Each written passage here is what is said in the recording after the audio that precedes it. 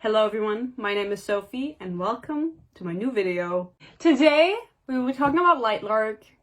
We have come together today to talk about Lightlark, the TikTok sensation that blew up. I didn't know it blew up. I didn't know about it until people started hating on it. You know, that's how I get aware of things, because I'm a hater. Basically, if you don't know what this book is, this is a TikTok book. Not everyone's on TikTok, it's fine. It blew up because the author was advertising it like to the extreme on her page. And then reviews started coming out and they were like, this is not what she said it was. And then people were like, oh. Awkward. Basically, I'm going to tell you about the drama, okay? If you're not in the loop, that's fine. I can tell you about it. If you do know what's going on, you don't want to hear it, you can skip forward. You can look at the timestamps. And then I'll talk about the rant, okay?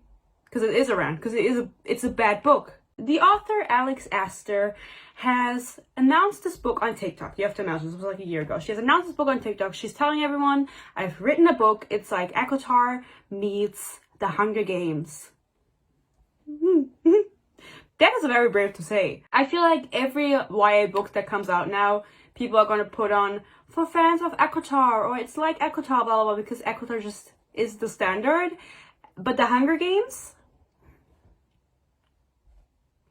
People started freaking out because she kept posting quotes, she kept posting scenes that happen in her book, and everyone was like, oh my god, this is exactly what I love, because you know how TikTok is, Booktok, they love enemies to lovers, and I don't know, they hate each other and then they have to be together, whatever. That's the shit they like, and that is what was supposed to be in this book. Now, funny enough, people found out that her sister is rich.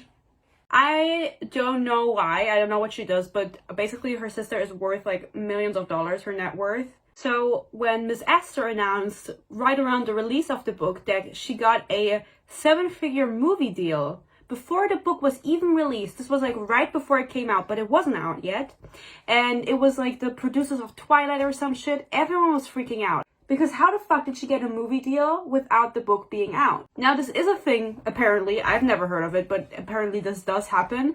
When the book gets a lot of traction and people, you know, start paying attention, and then they want to buy the rights to the book. That's how I understood. They want to buy the rights to the books to eventually maybe produce it later on. This is not a guarantee that the movie will actually be produced or show. I think it's a movie though. This is basically just the producers or the studio calling dibs on the book, because things like ACOTAR, Throne of Glass, they've also been sold to producers or to movie studios or production studios, I don't know the terms, and they were never made a reality. Even though I think they're supposed to be made one, but you know. Something else that was quite silly of Miss Astor was that she kept posting quotes to promote her book. And around a week before the book released, people started posting their reviews because they got ARCs or whatever, so they've read it already. And these people, shout out, started rating the book poorly, which I've never seen this before for ARCs. Usually when you get an ARC, people are always like, oh my god, this book is so slay. And this time it was like, sorry, but what the fuck? Basically, they were saying that scenes were not the way she promoted them, or they weren't in the book at all. Now, since it was an ARC, of course, in the finished version, they're gonna change it or whatever. Or I think the way she said it was, oh, maybe they're not in the ARC, but they're gonna be in the final book, which is not the case. We will talk about it. I read the book, you know, I know what's up. But I think her editor even went on Reddit and started arguing with people on there about the book, because they were saying, oh, it was false advertising, because she said, oh, this is going to be in the book, pre-order it now, and then it wasn't in there. And then the editor was like, well, things changed, blah, blah, blah. And if you have to go online, like, I've never seen that happen before. And also, people who did not get an ARC, but heard about these poor reviews and how she changed things or didn't include things at all, started going on to Goodreads. They started going on to Goodreads and posting reviews of the book, or rating it 1 star basically, and being like, oh, I'm so disappointed, I was so excited for this book, and now she just fooled us all, she bamboozled us all. Because obviously now the book is, I think when I last checked, it was at 2.5 stars on Goodreads before it even released. We'll check what it's at now, okay? But obviously people were like, oh my god, you shouldn't do that, you shouldn't rate a book poorly that you haven't read, and it makes sense, obviously, but I wouldn't do it. I've never done that before. I'm not that hateful, actually. People always think I'm a hater, but maybe. The book is now at a 2.9, so almost 3 stars, which is still very little. So people have read the book and started rating it, and it's gotten up in the reviews, or maybe she's bought reviews, who knows, you know, whatever, allegedly. I don't condone going and rating books poorly, or, I don't know, hating on the author or whatever. This is not a vape, by the way. Do you all know these from your childhood? You can, like, close them, and you can, it's like a lolly. But then again, I was like, okay, so we don't want to rate the book poorly, because obviously that's gonna drag the author's reviews down and shit, and it's not, I don't know what kind of impact that has on their future in writing if other publishers look at their Goodreads review and they're like, oh my god, yeah, it's a 3-star, like, we're not gonna publish you anymore. I don't know how that works. But you know that people also do that with positive reviews, and no one ever blinks an eye. People will be excited for a book or rate it 5 stars on Goodreads and call it a day before it's even released. So I don't think we should do either. I think we should just wait until the book is out and then rate it. Because positive reviews, no one blinks an eye, obviously. Obviously, because it's a good thing. But like, no one complains about that. I would complain. Wait until you read the book, girl. Oh boy, date him. I don't care. Just fucking wait. I think that's pretty much it. So people were mad she got a movie deal. People think that it's all a little bit of like a industry plan thing where her sister is super rich, and so she kind of paid for all of that shit, because the book is really bad. And you know, no, never mind. I wanted to be mean, but I'm not mean. So despite Alex making a video saying Lightlark is sold out at Barnes & Noble, every store within 100 miles of my city has it.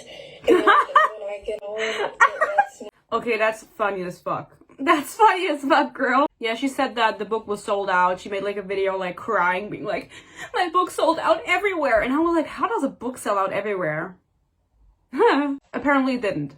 And the person just said that they were blocked by Alex. It's all very dramatic, but, you know, make up your own mind. I don't really care about all of that. I care about the book, and like, regardless of all the drama, let me tell you, I know I'm a hater and people are going to be like, oh, you just hate everything. No, you have to watch, because I make valid points, bitch.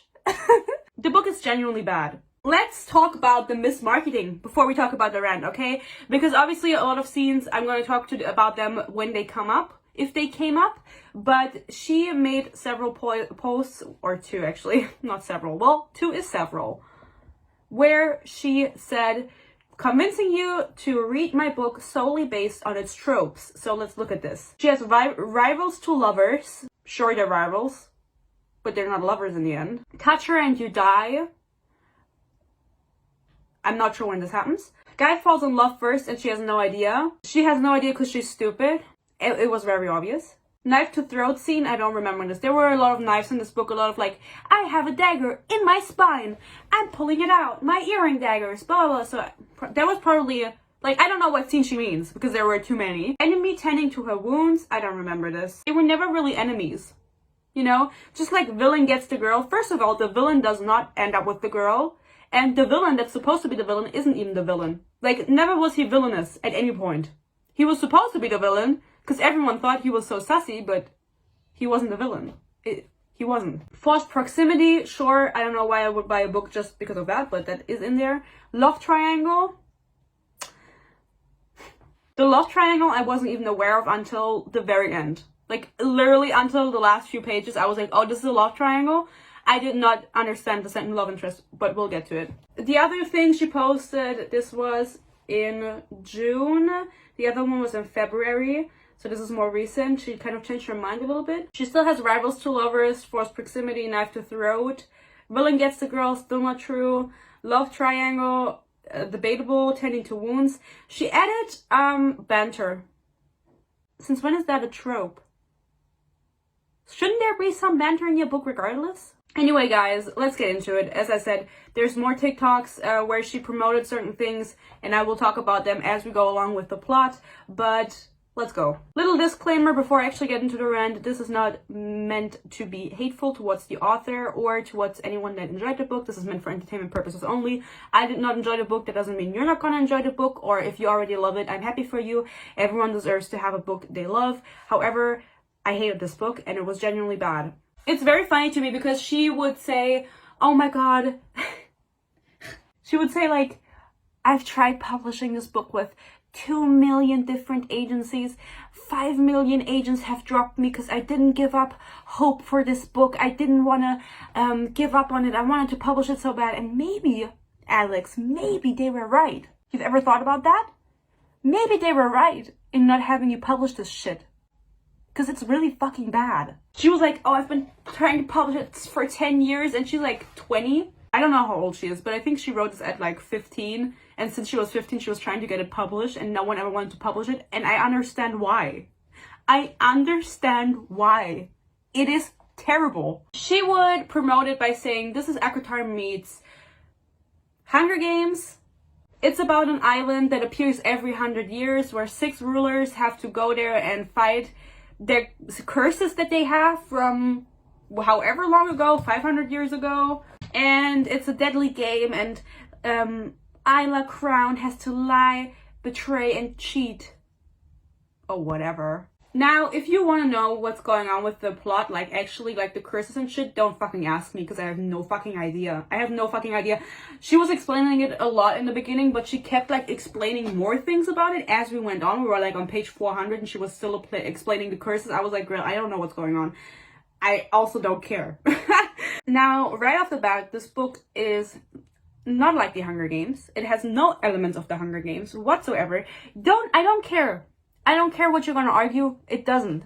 Have you read the Hunger Games? I think she even retaliated as time went on and was like, oh, not like the Hunger, but like not like, you know, like what, bitch? Speak up. Like, why the fuck? Who in your marketing team was like, yeah, promote it with the Hunger Games? Like, ACOTAR, okay, everyone fucking uses ACOTAR. No one bats an eye. The Hunger Games? War. The Hunger Games means war, okay? It's like a modern classic. You know what I mean? Have you ever fucking read The Hunger Games? Best book ever. When I was 12, I was really into the oh no, I shouldn't tell that story because you're gonna think I was insane. When I was 12, I used to write fan fiction, especially about, like, only about the Hunger Games. I had like multiple fan fictions and it was on Facebook. And I was in a Facebook group with a bunch of people that were all older than me, and I was 12, and they wanted to meet up and make a fan version of the Hunger Games, like more accurate to the books because a bunch of things were left out. And I begged my parents to go. I was 12. Those people were like 16. I didn't go. My parents still bring this up to this day. My mom literally said it like 2 days ago. She was like, oh, remember that time? I was like, yeah, I fucking do. Yeah, I fucking do. So our main character is called Isla. Isla is the ruler of the wildlings, which is very weird. But also, I'm gonna call her Isla because that is her name. However, at some point, someone was like saying her name and she was like, oh, they say it like it's actually supposed to pronounce. I'm gonna call her Isla, which is like a very weird choice of name because you're on an island and your main character is called Isla.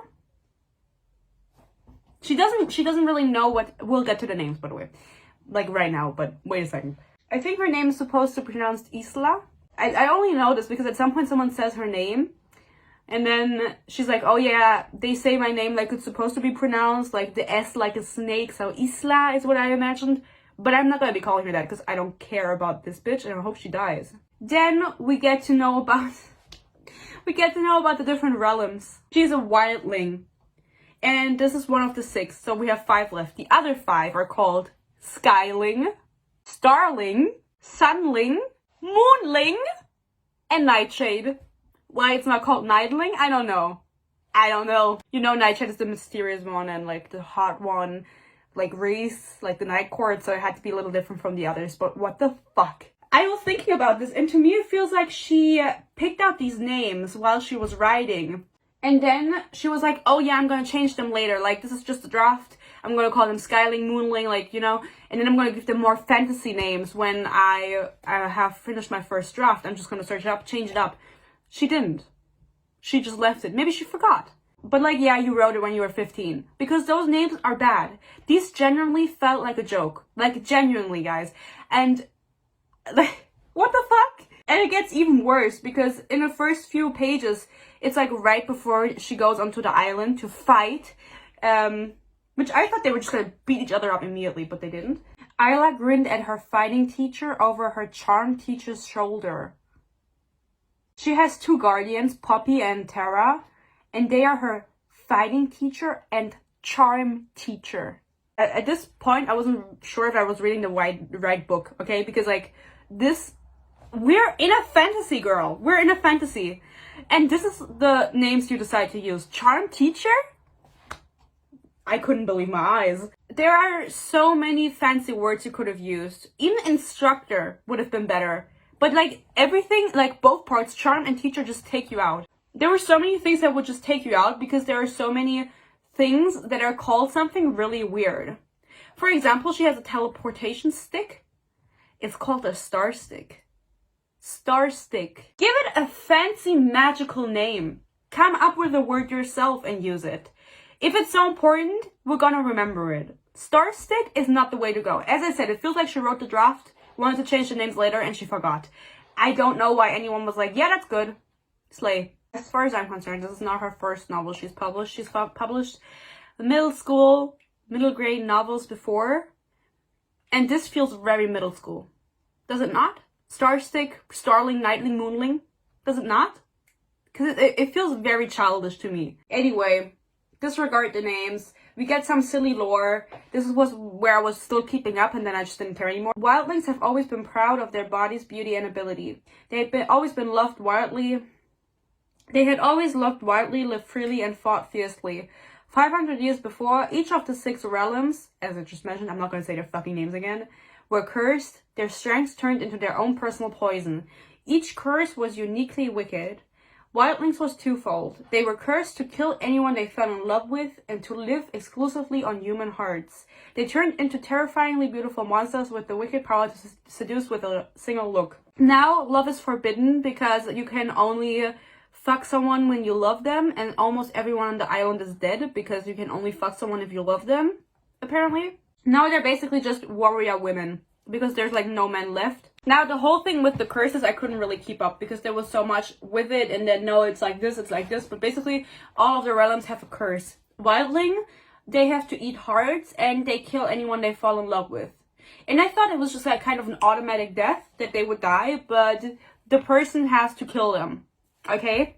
Keep that in mind. And then some of the other curses are the sun people can't go out during the day. Night people can't go out during the night. The star people die before they turn 25. The moon people, you know what happens to them? Every full moon, the ocean tries to kill them. So literally all they have to do is stay away from the ocean. That's all they have to do. Imagine. And I don't remember the other ones. What was the other one? Skyling? I don't remember their curse. Doesn't really matter. But it's very funny. It felt very weird to me the way these curses were distributed. Because, okay, not going out during the night, whatever. Not going out during the day, okay. It sucks for them because they draw their power from that time of day and they can't go out. But it's whatever. They still have power. Dying before the age of 25? I feel like that's a little bit more concerning. Not being able to go to near the ocean during a full moon, that's not hard. That is not a bad curse. You know what I mean? It's like, that's whatever. Basically, the deal with Isla is that both her parents are dead because her mom refused to kill her dad, which she would have had to do because of the curse. And so both of them, like the dad killed both of them after Isla was born. And Isla's curse specifically, because the curse wasn't fulfilled with her parents, is that she doesn't have power. Okay? Keep that in mind. She does have power, but we're still on page 12. Now, because Isla doesn't have power, she has a fighting teacher and a charm teacher. And they taught her everything to prepare her for the sentient, I didn't read the word when it came up, for the battle, for the Hunger Games on the island. Because there has to be like one ruler that dies, that's the rule, so that they can break the curses. And because she doesn't have power and she's the youngest, I don't know how old she is, by the way, but I think she's 18 probably. She basically was taught to fight with a sword and everything, to use her charm, even though she doesn't have a seductive bone in her body, even though that's like the wildling thing that they seduce everyone, she just can't do it. But she's like super perfect and hot, and she's like, I think she has big tits, she has a big ass, probably. Maybe a BBL. She has been prepared her whole life. She was like locked away on the island so that her people wouldn't find out she doesn't have power, blah, blah, blah. I don't really know. She was taught all her life, and she died like almost 50 million times in her life. And so she's prepared for a battle, like with a sword and shit. For being prepared, she is quite clumsy though. She falls off a cliff, like right in the beginning. She falls off a balcony because someone claps and startles her. Whatever. Basically, we get to the main event right away, to the island, and I thought they were really just gonna start bashing each other's heads in, because I thought this was like the Hunger Games, but it's not. She teleports to the Centennial. Okay, that's the event. And the first person that's there is the Nightshade ruler. The Rant is the first person there. And his name in this book is not Rant, but Grimshaw. You can make of that whatever you will. So she calls him Grim. I think this is a terrible name. Made me think of the Grim Reaper from Sims. And, you know, his name is just Grimshaw because it's a Rant, and Rant is Reese, and Grimshaw is Grim. And he's like dark and mysterious. He has inky black hair that splays across his forehead. He's toned, a warrior, not made to be king, and he's 500 years old. Everyone in this book is like 500 years old, plus, and counting, you know, besides Isla. I don't know why. I don't know why we couldn't just make them a little bit younger. I don't know why we're still going for the 500-year-old warrior falling in love with a 18-year-old girl who's literally getting on my last nerve. Have we met before? It wasn't that he knew her name, no. That was expected. It wasn't even that he pronounced it perfectly. Ah, there we go. Like a snake's hiss, with all the letters sounded out. There was something else. Oh my god, have they met before? Yes. But that's like in the last 10 pages, so you're gonna have to be patient. Meet the token black character who's also gay. The man had eyebrows larger than his eyes. I don't know what that means. What does that mean? Someone explain it to me. Eyebrows larger than his eyes? I don't know. The black character who's also gay is the Skyling ruler, and he makes like one solo appearance and then never again. He's in the book, I would say 10%, and that's it. But we needed a black character, we needed a gay character, and so she just combined it and just put him off to the side, not doing anything. But he's there, so you can't complain about representation.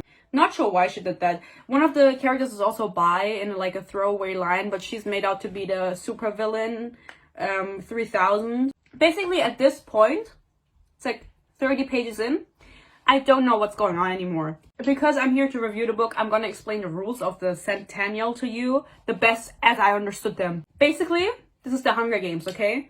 But for the first 50 days, they are not allowed to kill each other. They have demonstrations where each of the ruler has to pick out a certain challenge, and all of the rulers have to participate and do whatever the other person says. So this could be like one is a duel, the other one is a maze, but they think of it and they have to participate, and that's the event of the century.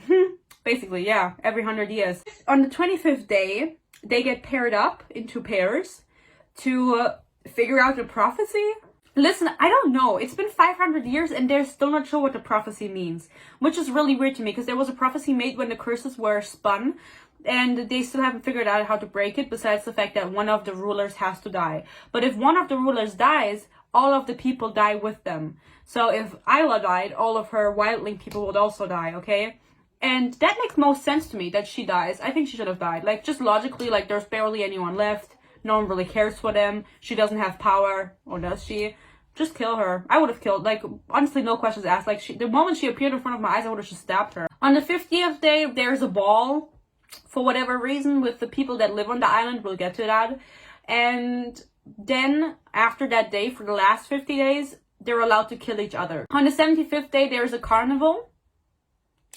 For whatever reason. I'm not sure because we don't get to see any of these events really play out. Because Isla is always busy doing something else. She's there for 2 seconds and then she leaves. So there's like nothing going on. We want to talk about the world building here, and then I'm just going to complain about it sparsely as we go on, because I don't...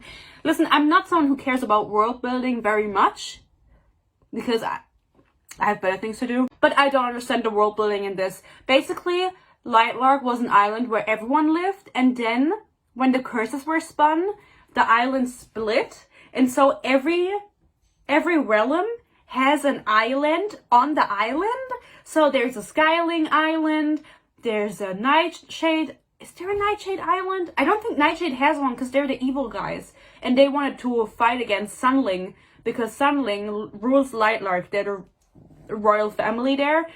And so even though there's like islands for all of the realms on there besides Nightshade, Sunling still rules over them, and they're always on the island, like no matter if it appears every 100 years or not, which I don't really know why it appears every 100 years. I also don't know why the centennial is 100 days long and not like 102. And Nightshade doesn't have one because back in the day they fought against Sunling in a war, and they're evil and they can make curses, so everyone thinks that they made the curses. When the curses were spun, a lot of people fled the island because maybe all of the people lived on the island before, and then the different realms split, and now they have like their own country somewhere. I don't know. I have no idea. But there's islands for everyone besides Nightshade, as far as I understood, and Nightshade has like his own, and there's also places that are unexplored or whatever. I don't care. I really don't care. The world building was so confusing. The rules of the Centennial were so confusing because I felt like, because to me it was clear like we have to break the curse, someone has to die, and I was like, oh, but actually we don't know what the prophecy means. I was like, you're 500 years old, you were there when the curses were spun, you were alive, and you don't know what the prophecy means? What have you done all these years? There are 2 other female characters. They are called Chloe, she's evil, and Celeste. So they both start with a C, which is an interesting choice. Usually you don't do that because the names are too similar. Just like Isla and Island, whatever. Basically, when they first meet, everyone is like sussy of one another, blah, blah, blah. They don't really hang out between the Centennial, I guess. I don't know. Like they could try fixing the curse in between, you know what I mean?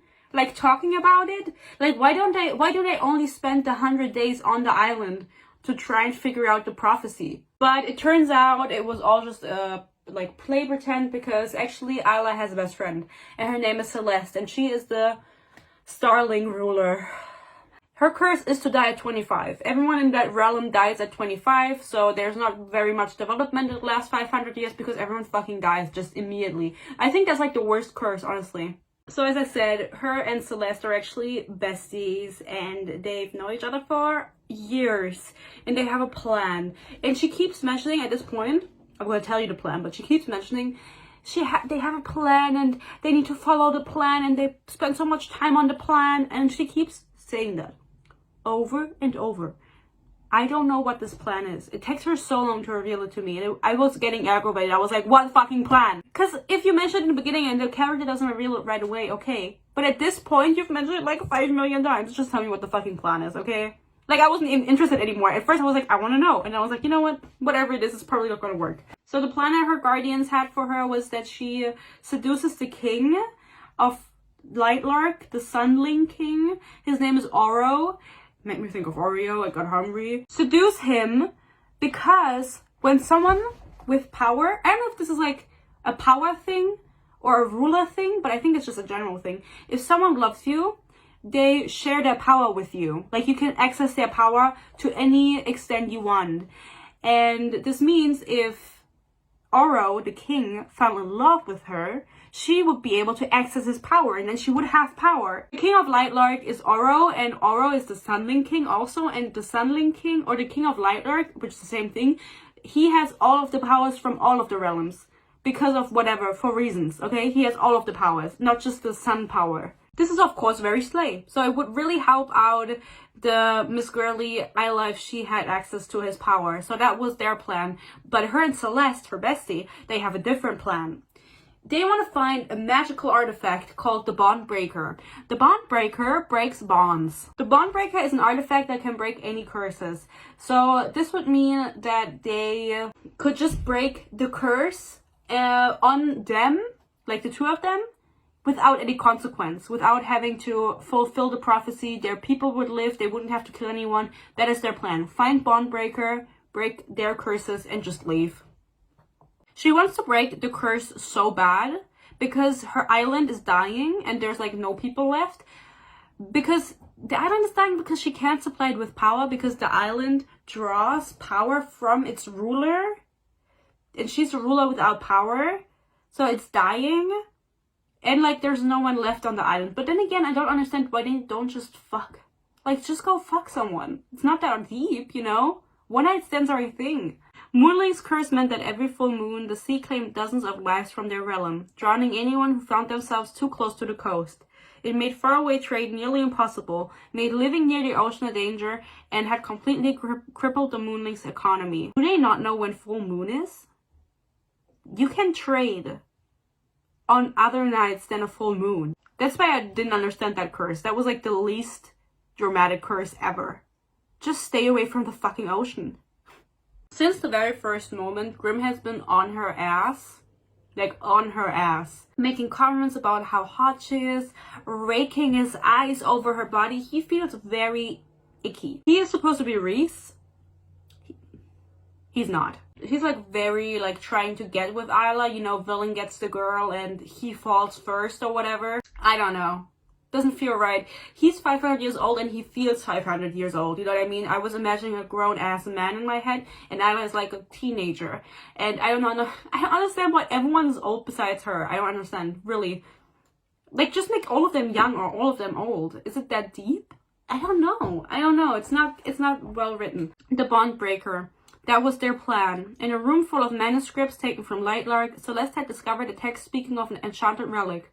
A giant glass needle with 2 sharp points on either side that could break any bond that imprisoned the person and their family line, including curses. But everything on Lightlark had a cost. The bond breaker's cost was blood, enough to kill even a ruler. That was why, to their knowledge, it had never been used before. On Celeste's chamber floor, they had come up with a plan to split the cost between the two of them, and hoped it wouldn't kill them both. As if no ruler in 500 years had thought of that, okay, girl? She's so silly. Also, I want everyone to know that I hate young adult fiction from now on. They have the first demonstration, and it's from Grimm. And it's a duel. As I said, they can do whatever they want, and he chose a duel, and so he's fighting against Isla, and Isla wins. 500-year-old warrior loses against Isla. Now, the way the book progresses, you could say, well, this was on purpose, but, like, honestly, in that moment, it didn't seem like it was on purpose. Like, that he let her win. But I'm not gonna argue. She's an 18-year-old girl that's trained with swords all her life. He's a 500-year-old warrior that's trained with swords all his life. I wonder who's gonna win. The next person she fights is Oro, and she's about to beat him too. He's also a 500-year-old warrior. And then she lets him win. I didn't know that when Isla was 12, Terra had left her hanging onto the branch of a tree, 50 feet above the ground, for 5 hours. She had been looking forward to her first 12 lines for years.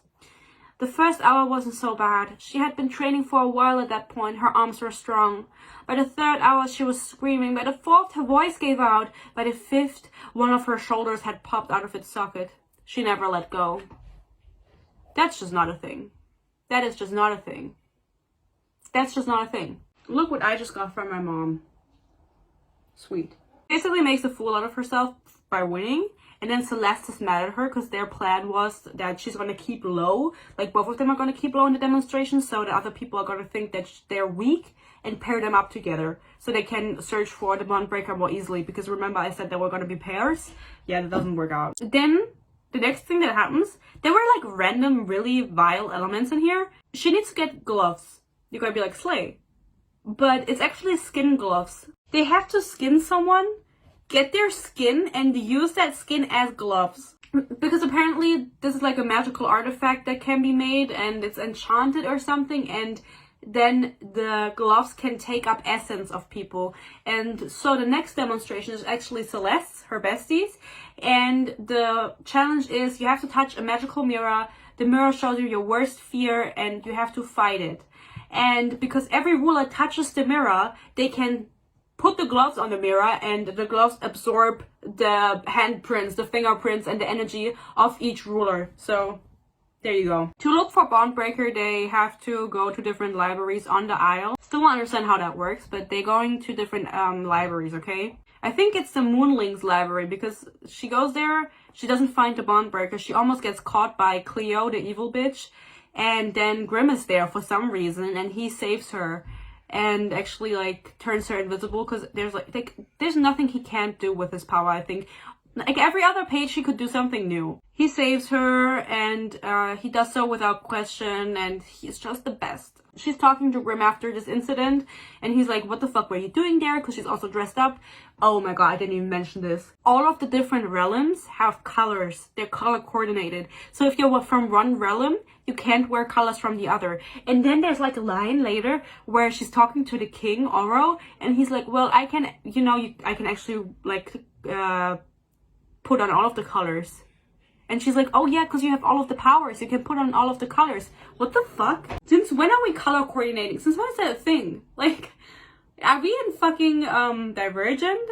We are most famed for our thorough exploration of pleasure. What was he implying? I wonder, what do you think he's implying? Is she fucking stupid? Next is her demonstration, and I don't remember exactly what the description was of it. Basically, she said, well, just show something, how you are gonna, like, if the curses are broken, how you are gonna advance technology or some shit. I don't really know. She warns Grimm, like, the night before that is her demonstration, so he can prepare something. And he just doesn't prepare anything. He stands in the middle and he's like, well, I have nothing. And then he leaves. Slay. Zul, the black gay king, he actually, he like shows that he has a post office or something because he can control wind. And so they're like, they have like a air system, a wind system of delivering letters and shit. And then the Cleo bitch, the evil one, she's like, we have a lot of ships. And she leaves. But this was because Isla wanted to demonstrate that she has something that could change the world. She has Oro light a fire in the middle, and then she just puts her hand in. Like, not her hand, her whole arm. She puts her whole arm in, it completely burns off. Like, from the description, her whole arm, like, all of her skin is hanging off of the bones. And she doesn't make a sound. That is just not humanly possible. Like, respectfully, like, no matter how much you train, you're gonna scream. Like respectfully, you know? Like, I'm sure she can do a lot of great things, but not that. She basically burns off all her flesh, and then she has something from the wildling lens, like an elixir that she puts on her arm, and it completely heals. And it's revolutionary because there are healers, but they just overcharge and they're not really welcoming to other realms. I think it's the moonlings or whatever. And so she's like, look at what I can do. Like, we don't need healers anymore. We can just heal anything, which is very convenient. But she doesn't actually win her own demonstration. Azul wins with his post office. And what do you think? Isla asked, voice barely above a whisper and still feeling too loud. Grimm ground his back teeth together. His back teeth? Why not just his teeth?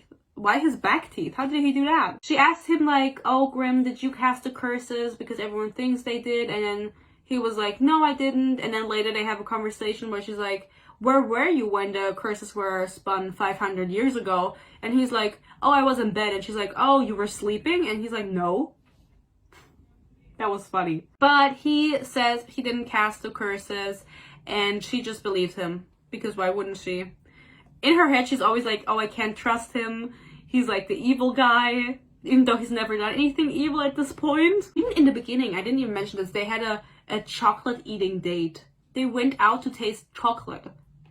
The stakes in this book are just not, like, they're just not present, because she's like, oh my god, the island is dying, I'm dying, everyone's dying, we have to free everyone from the curses. And it's supposed to feel urgent. It's supposed to be like, oh my god, we don't have much time. But you literally went on a chocolate tasting date with the villain. I think you have enough time.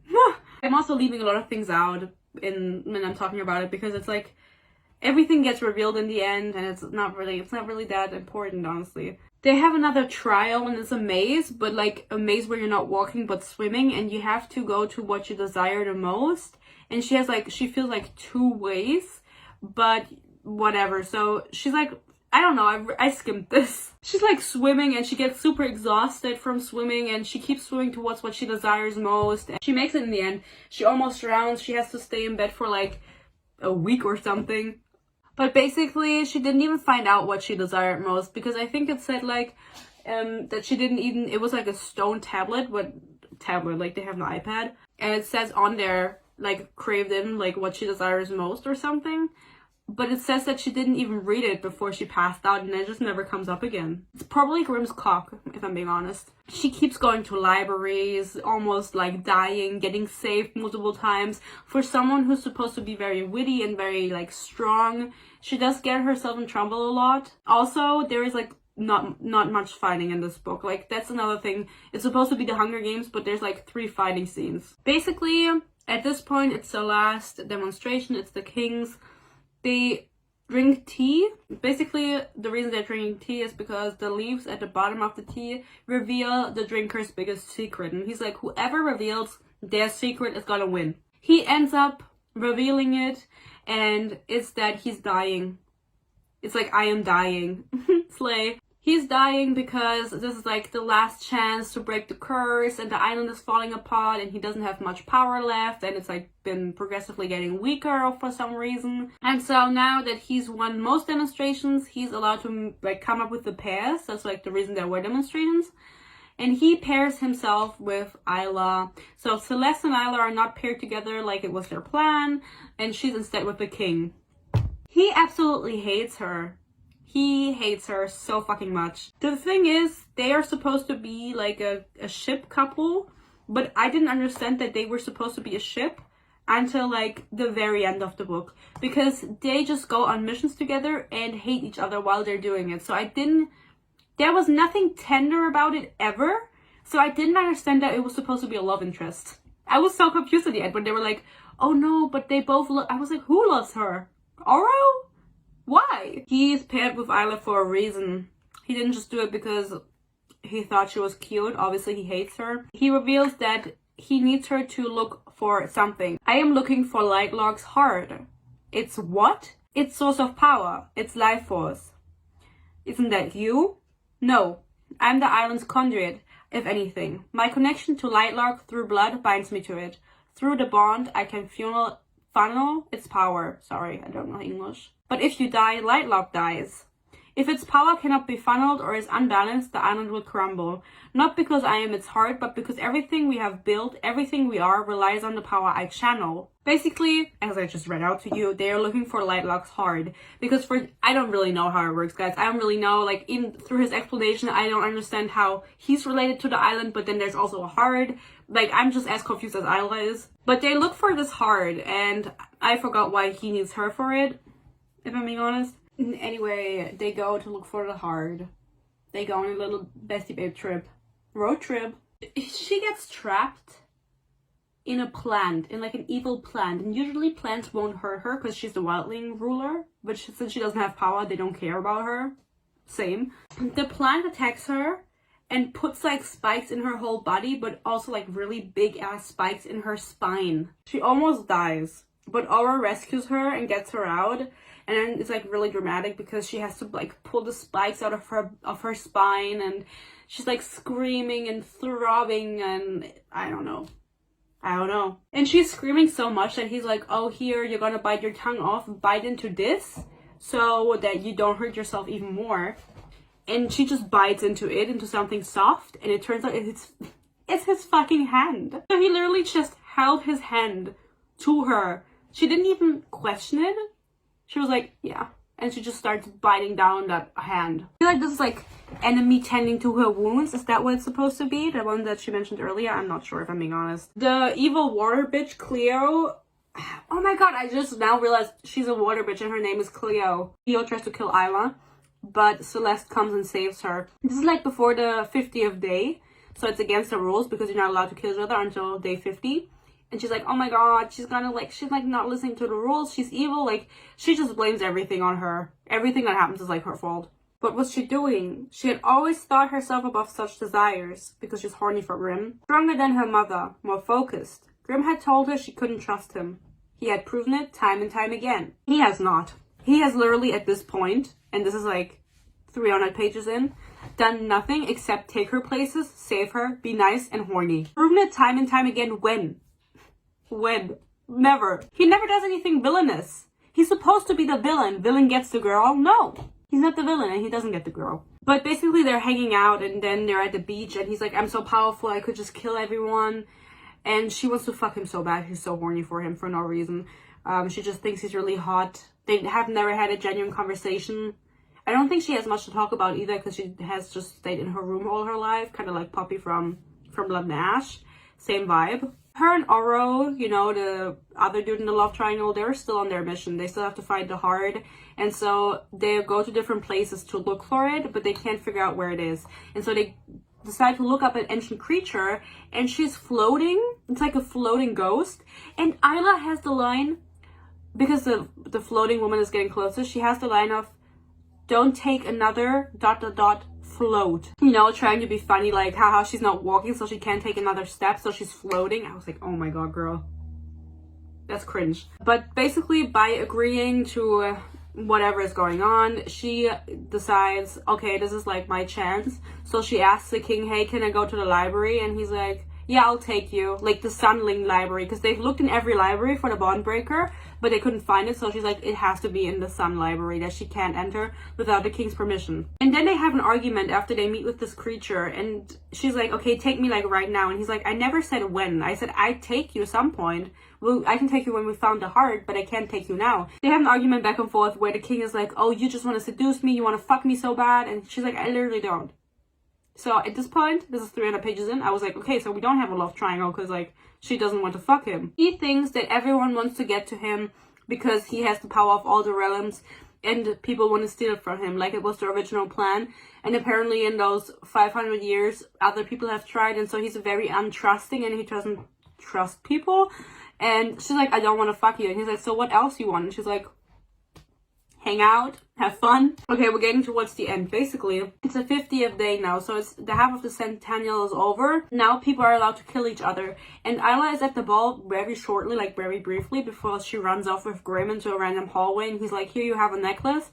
And she's like, thanks. And he's like, if you pull on this necklace, I'll come and get you. Kind of like, you remember Shatter Me? Yeah, kind of like that. And so she's just taking elements from different stories now and putting them into her own book. Honestly, it's something I would do. So she wants to fuck Grimm so bad, but they have a moment, but then the palace starts collapsing. Like on the 50th day, like on the dot, like as if the island knew, very convenient. And they run back, or she runs back into the throne room or wherever the fuck the ball is. Oro is like on the floor struggling because he's connected to the island, so everything that's happening he feels even more, and he's like in pain or whatever. And then she's in front of him and she's like, get up, you have to get up, you have to do something, you have to save people, because people are like getting crushed by fucking stones falling off the walls. And he's like, I can't. And she's like, yes you can do this, I'm not gonna leave your side. And this is like their moment to bond, even though she was about to fuck Grimm just like 2 seconds ago. They go to the next ancient creature to find out even more about the Hod, and this is like some winged folk, and we don't get to know anything about them. We don't get to know anything more about the creatures, who they are, what they do, why they're there, why they're still on the island, how they influence the island, nothing. The world building is ass, guys. But they go to this other tribe, and it's like winged men, and this is supposed to be the Illyrians, because this is like Ekotar. And then they ask them like, what's up? And they're like, we're not gonna tell you. And they have like Isla in like bound, whatever. She frees herself, she throws a dagger, and blah blah blah. It's very dramatic, and they're very impressed, and so they give out the information. Oh my god. They give out the information in exchange for Isla to meet with them after all of this is over. That is the condition. But she never goes to meet them again. It's just what I remembered. So anyway, they're like, okay, the heart, you can find it where light meets dark. And they're like, okay, thanks, bye. Of course, Oro has an idea. They go look for different, like they want to go start looking for different places because this limits like the possibilities of where it is even more. You saved me, he said, frowning. Hearing him say the words made her realize how absurd it was. Oro was the most powerful person in all the realms, and she, a powerless ruler, had saved him. Perhaps she really wasn't as powerless as she thought. Listen, she goes back and forth between the I'm powerless and I'm powerful. Even though I'm powerless, I'm powerful. No, I'm powerless. Oh no, actually I'm powerful because I can do other things. She goes back and forth. Her confidence like is either up here or down here. Like there is no in between, and I don't understand it because either you're confident or you're not. Like either you are confident or you're not confident. And she just, I don't know what's going on with her. She keeps forgetting that she's like powerful because she can't hold the sword. Oh my god, you know how many times I had to read, I take the dagger or the sword from where I was hiding it in between my, like in my spine, like, you know, in her back, like where her spine is. It's supposed to be like a cool moment. And like, okay, if she does it once, but like all of the time, she's like, oh, this is my favorite spot to hide things. Okay. All of the time? I think sometimes it's inconvenient, no? Anyway, now that they're getting closer to finding the heart, she gets more confident and she's like, I want everything. Like, I want to kill them all or whatever. And so she decides to take a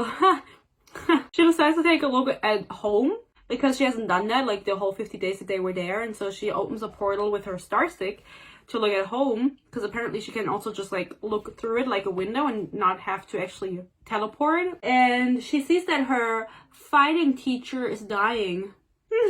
Her fighting teacher is like dead on the ground. Basically the way it works is when a wildling dies, so her people, they don't just die, they become one with nature because they are nature people. And so she's like still alive, but she's merging with nature at the same time. So honestly, I don't really care for them, because like, what kind of connection do I have to these people? I saw them in the beginning and she keeps mentioning them, but what do I care? Let her die. Basically, the condition for Isla to be able to use the heart, because if you use the heart, if you touch it or whatever, or if you use it, I don't know, you get immense amount of powers from the island, okay? And so Oro is like, if you tell me your biggest secret, I will give you the heart. You will have it. I don't want it. I have power already. You can use it. And she's like, She doesn't agree immediately, but later she goes to his room and reveals that she doesn't have any power. Okay? Next thing we know, the next day, the next morning, the king calls for a conference and he's like, I think we should regroup the pairs. And everyone's like, why? And he's like, oh, by the way, Isla doesn't have any power. He just drops it in front of everyone. And she's like, what the fuck? Why would you tell them that? I told you in confidence. He's like, I don't care. He pairs himself up with Cleo, the evil bitch, and Isla gets paired with Grimm, the hot Reese Nightshade guy. He basically revealed that she doesn't have any power for, like, as reason to regroup them so he could be with Cleo. And obviously, she was like, oh my god, why did you do this, blah blah blah, you're a bitch, I thought I could trust you. Don't worry, no, we'll get to it. I didn't even read this. Grim, she said, voice unsteady, what's wrong with me? A ruler born without power was an oyster without its pearl. Exactly. And then Grim is like, nothing is wrong with you. And then she's like, I think they're going to kill me. And he says, if anyone makes a move to harm you, I will ruin them and their entire realm. And yeah, that's it. So she's like, I only trust you. I don't trust anyone else. And also there's like one TikTok where she's like, oh, or like one of the tropes, right? Touch her and you'll die. I think that's what she meant. Now, Miss Iowa comes to the conclusion, since Cleo is the only sussy character that has also tried to kill her, she must have been the one 500 years ago to make the curses. And this is just like, she just full on believes this. And so she starts following her in the middle of the night. Sure, why not? Of course, she gets caught by her and she almost dies, but then Oro comes and saves her. And she's like, why did you save me? You literally betrayed me by telling everyone I don't have power.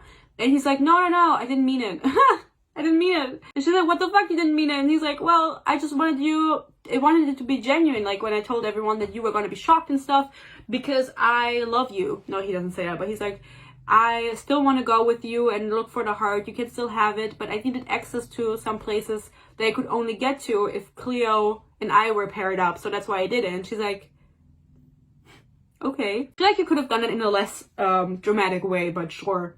Her and Oro are now besties again, even though they're not paired up again together. They go and look for the last few places where the heart could be. I don't know why he keeps taking her, if I'm being honest, because something always happens to her. Like, she always messes up in some kind of way. Remember that one time she got caught in like a spiky plant and that almost killed her? And now this time they're in an underwater library, and then Oro is like, oh, don't, like, there's creatures down there, be careful. And she almost dies because a siren tries to kidnap her, and Oro has to save her again. So I wouldn't take her anymore. Now, this is one of my favorite things, because even though I did skim a few things in this book because they were really fucking boring, I have to say that I was paying attention at some points. And so they are, I don't know where they are, but you know, they kind of love her and Oro. But anyway, that's not the point. Oro stood there holding a sword, but he hadn't been armed, or so she had thought. She watched in wonder as the silver sword disappeared in a burst of sparks. He had created it from starling energy. She hadn't known a thing like that could be done. She says this literally as they're about to get the heart, okay? As they're about to figure out where it is. Because they were fighting something. I don't really know. She didn't know such a thing was possible. Let's go back 200 pages. The Starling was prepared, of course. A dozen of her subjects joined her. My realm has been developing a way to manufacture tools and weapons, using solely our power, she said, gesturing to her people, bidding them to begin. The crowd watched in wonder as they demonstrated the way they pooled their energy, making it so concentrated that before their eyes, a sword was made. This was literally during Isla's own demonstration. They demonstrated with Starling energy a sword could be created. She hadn't known a thing like that could be done.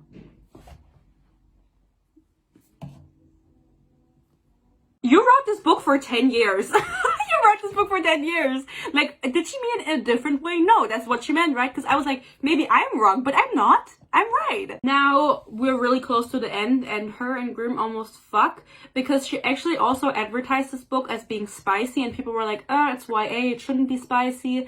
Honestly, I don't give a fuck.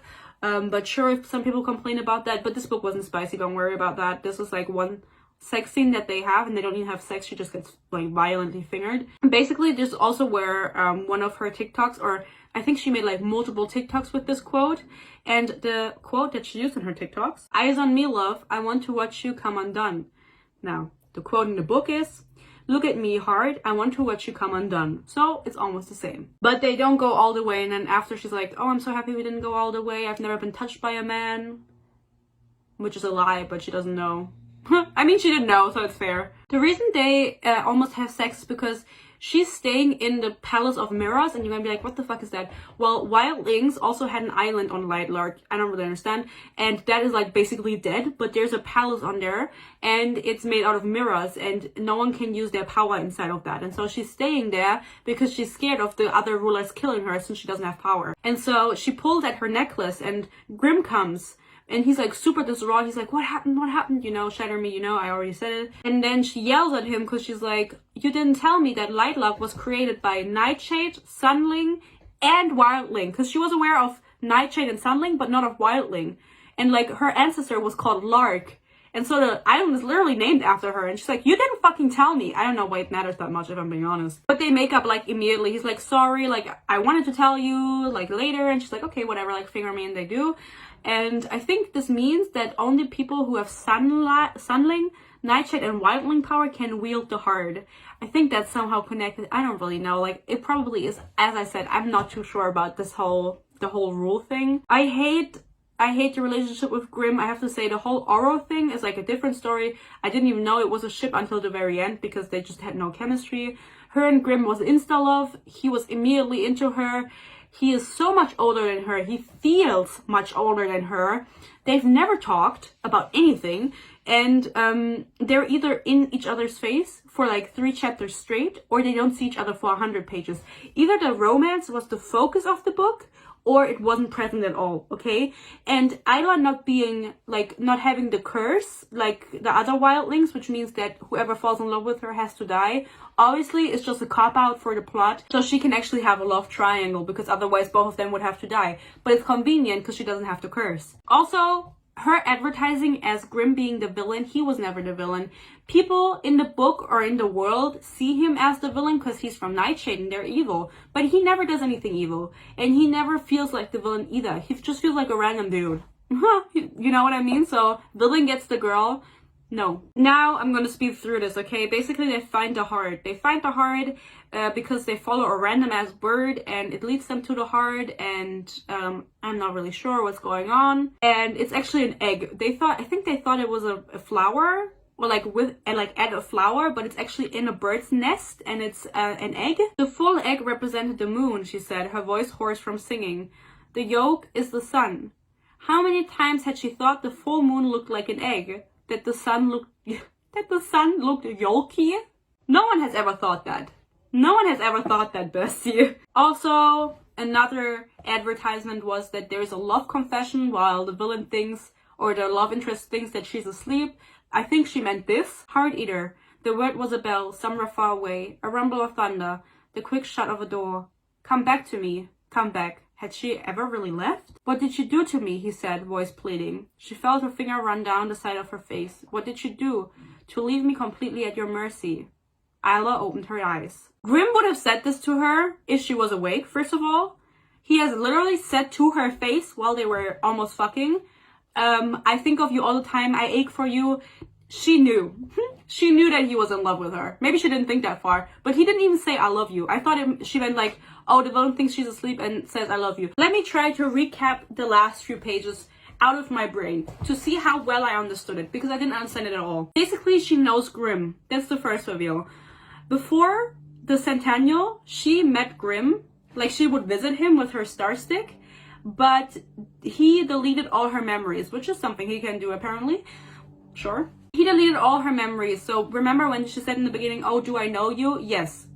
The answer is yes, you do know him. I think they had like a love affair for a year, but she forgot all about it. Now, the reason she forgot all about it is because Celeste, her bestie, is actually Aurora. And Aurora is actually a woman who lived 500 years ago when the curses were made. She was meant to marry the Sunling King, but the Sunling King fell in love with a wildling, and so the engagement was blown off, and Aurora was jealous, and so out of jealousy she made the curses. Okay, she cursed herself so no one would figure it out, and she's been shape-shifting ever since into different rulers so no one would notice, because obviously the curses, everyone dies after 25 years, so everyone would forget anyway. She's actually not affected by the curses for whatever reason. What she's doing right now is she's stealing all of the powers from Isla, because both Grimm and Oro are in love with her, so she has access to both of their powers because they're in love, and so she has all of the powers basically combined, like almost. And so the bond breaker is actually a bond maker, which means that through a blood infusion, she, Celeste, who's actually Aurora, can take all of the energy from Isla and give it herself. So she's almighty, basically. The reason Grimm made her forget about them was because Celeste manipulated him, because she was like, oh, she has to fall in love with Oro so I can access all the power or something. And then he was like, okay. I don't really know. That was kind of silly. I don't really know why he did that, if I'm being honest. But he did it, and now she has all the power.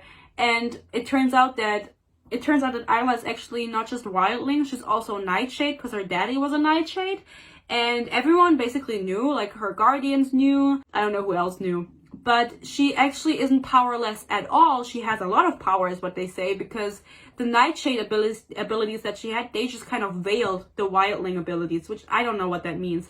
And I also don't know what's up with her guardians. They were also in on it, on the whole Celeste is gonna be powerful thing. I'm not really sure, but basically they knew she had powers, and that's why they kept her hidden away and never had her activate them. I don't understand how it works though, because her not, like, if they were veiled, they were still there.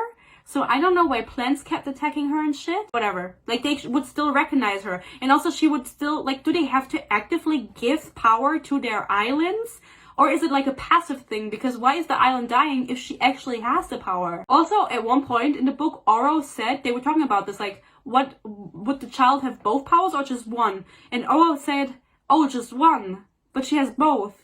And then also at some point, she said to him, I don't have any power. And he was like, I know, I can tell when someone lies to me. That's like one of my abilities. But she was lying. She has abilities. She just doesn't know. So what is he lying? Who's lying? What's going on? He figured out my identity right away and was about to slay me, knowing that my survival meant I had spun the curses. But before he could, I told him that the only reason I kept returning to the Sentinel with a different face was because I could not rest until the old Sunling, her fiance's familial line, was destroyed for good. I presented him with a plan that would kill the king without dooming everyone on the island, break the curses, and give him control of Lightlark.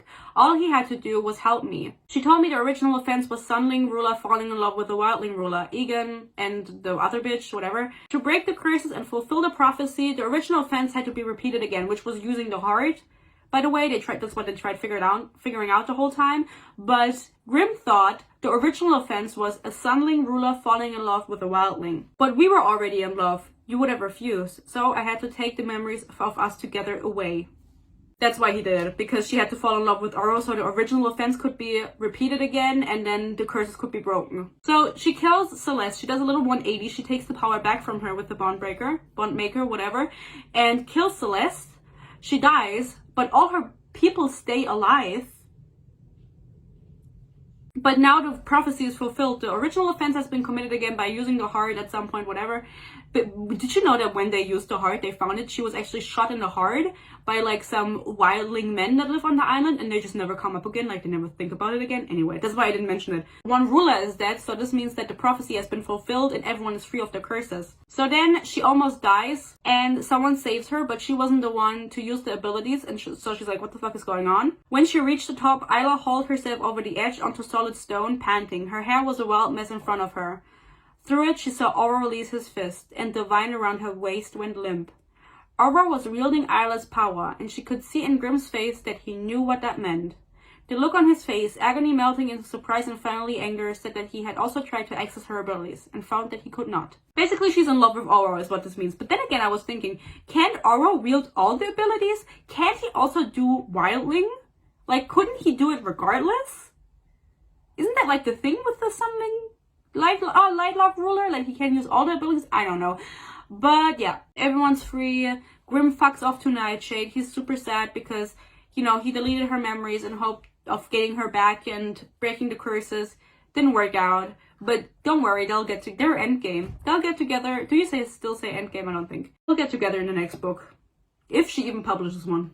This is it, by the way. This is the end of the book.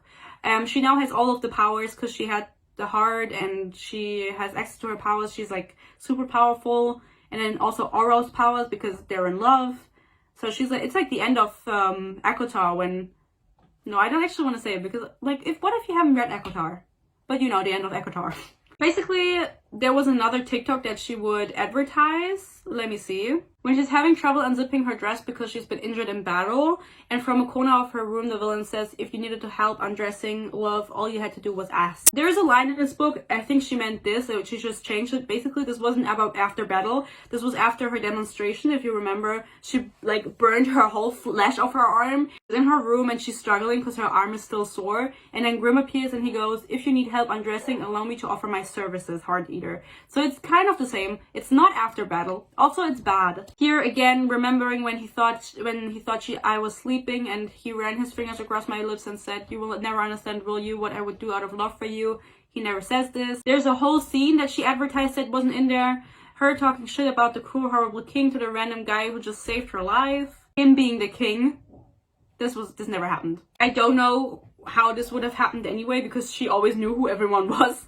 So I don't know how this would have like planned out. And then the villain seems indifferent towards the girl, but you get to his POV and he's secretly been obsessed with her since the very first time he saw her. He never seems indifferent about her. She means Grimm. Grimm is never indifferent about her, except if she means Oro, but Oro isn't the villain. So I don't really know. You know, some of these things, they're like minor things that she left out or that she changed a little bit just to fit the vibe of the book more. She was being a little bit of like generalizing it in her advertising just so there wouldn't be any spoilers. But you can make up your own mind. If you think this is like really bad, like that's okay.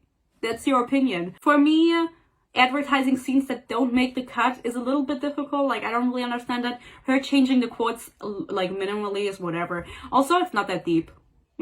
Anyway, that is my review of Lightlark. I didn't like it. I thought it was really stupid. I didn't understand it, first of all. Like, maybe I'm too stupid for it. Isla was super annoying. She's not a good main character. She flip-flops between whatever she thinks. The other characters were boring, barely fleshed out. I mean, the one token black gay character doesn't appear basically at all. Then Grimm, basic like mean character. Oro is like the good golden retriever boyfriend. We have Celeste, but she's dead. Cleo, maybe her name is Chloe, whatever, but she barely does anything anyway. She's just there being mean, and I don't even know what happens to her at the end. I think she just like fucks off to her island. But yeah, I give this book 1 star, regardless of all the drama around it. It was just not a good book. It wasn't well written. If it genuinely took you 10 years to write this book, like I don't really be that mean, but truly it's not a good book. It's not a good book. It feels like this is like still an early draft, you know what I mean? It feels like it could have been something, but it just wasn't it. Not renaming the weird names, like not changing the weird names, also doesn't sit right with me. Starling, Nightshade, I want to say Nightling the whole time. It's not the vibe. It's not the vibe. The characters aren't the vibe. I don't even know what they do. I have no idea what the second book would be about. She's just gonna do like an Echomoth reprise, I think. You know what I mean? There was no Hunger Games elements in this book. I don't know who told her to advertise it that way.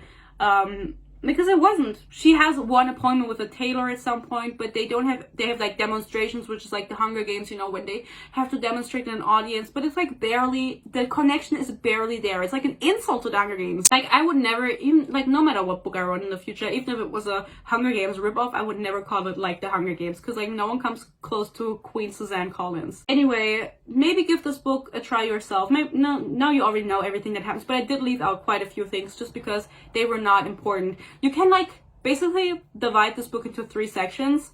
The first one is everything that happens before they find the heart or go looking for the heart. Then the second part is looking for the heart. And the third part is I don't know what's going on. But it's like there's barely any fighting. There's barely any action. It's very boring. The world building is bad. There's nothing else I can say. If you enjoyed this video, maybe go follow me on TikTok and Instagram if you want. Thank you so much for watching. I love you very much. I appreciate it very much. If you enjoyed this video, maybe I'll see you in my next one. And until then, stay happy, stay healthy. Bye bye.